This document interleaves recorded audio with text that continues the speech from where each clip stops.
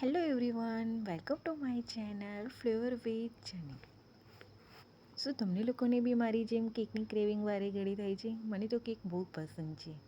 હું એને હાલતા ચાલતા બનાવતી હોઉં છું અલગ અલગ રીતે. આ કેક મેં ગાજરનો ફ્રૂટ કેક બનાવ્યો છે.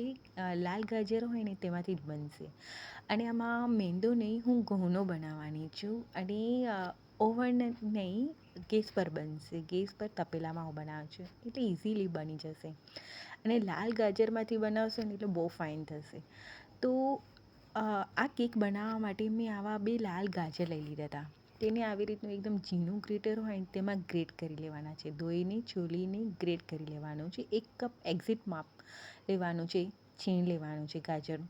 હવે તેને સાઈડ પર મૂકી દઈએ. પછી એક કેક ટીન રેડી કરવાનું છે. તેમાં મેં ઓઇલથી ગ્રીસ કરીને બટર પેપર લગાવી લીધું હતું. કેક ટીન રેડી છે. હવે એક બાઉલમાં 1/4 કપ મેલ્ટેડ ઘી લેવાનું છે. બટર બી યુઝ થાય, તેલ બી યુઝ કરાય. મેં ઘી લીધું હતું.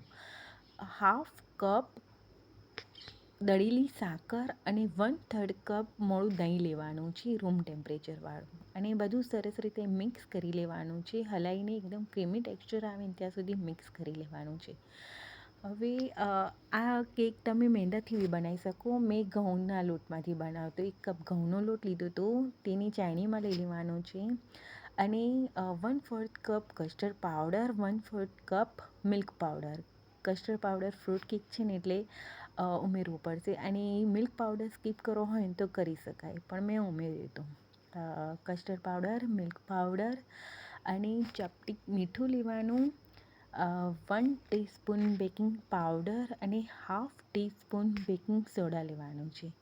અને બધું ચાળી લેવાનું છે સરસ રીતે. ચાળી લઈ અને જે ઘીને દહીંને એનું હતું ને એમાં ચાળી અને બધું મિક્સ કરી લેવાનું છે સરસ રીતે. કટ ફોલ્ડ કરીને મિક્સ કરી લેવાનું એક જ ડિરેક્શનમાં. અને તો બી બેટર જાડું જ લાગશે.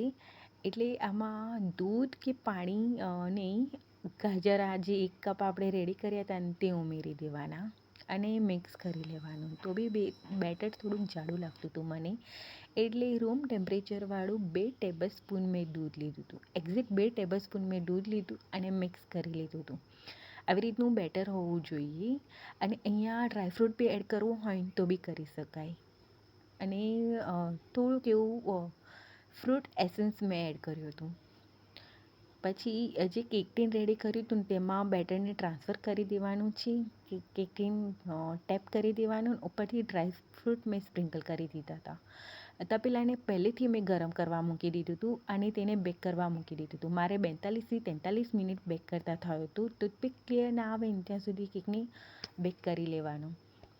પછી બેક થઈ જાય ને પછી નીકાળી લેવાનો અને એકદમ ઠંડો કરી લેવાનો. ઠંડો ના થાય ને ત્યાં સુધી કેકના બેટરને ડિમોલ્ડ નહીં કરવાનો. ઠંડો થઈ જશે ને પછી ઇઝીલી તે ડિમોલ્ડ થઈ જશે. જો થઈ ગયો ને નીકાળી પછી ઉપરથી બટર પેપર હટાવી દેવાનું. બટર પેપર હટાવી, વાવ, લાગે છે ને એકદમ મસ્ત. જે આ કેક દેખાવામાં જેટલો સરસ લાગતો હતો ને એટલો ખાવામાં બી એટલો જ મસ્ત લાગતો હતો. લાલ ગાજરના કારણે તેનો કલર અને ટેસ્ટ બંને બહુ ફાઇન લાગતું હતું. લાલ ગાજર અત્યારે મીઠા હોય ને એટલે તેનું ટેસ્ટ બહુ સરસ લાગે. પછી તેને એકદમ ઠંડો થયો ને પછી મેં કટ કર્યો હતો તો બી એકદમ સોફ્ટ રહ્યો હતો. જો છે ને એકદમ સોફ્ટ લાગે છે ને કેક. ટેસ્ટમાં આ કેક એટલો મસ્ત લાગતો હતો ને. આમાં ઘીને એ છે ને એના કારણે લાલ ગાજરને ઘઉંના હતું. મેંદાનું બી તમે ઈચ્છો ને તો કરી શકો છો. મેં ઘઉંના લોટમાં બનાવ્યું હતું. તો કેવી લાગી આ રેસીપી, કેવો લાગ્યો આ વિડીયો? ગમે તો લાઈક સબસ્ક્રાઈબ કરવાનું ના ભૂલતા. Thank you for watching. મળીએ નેક્સ્ટ વિડીયોમાં. બાય.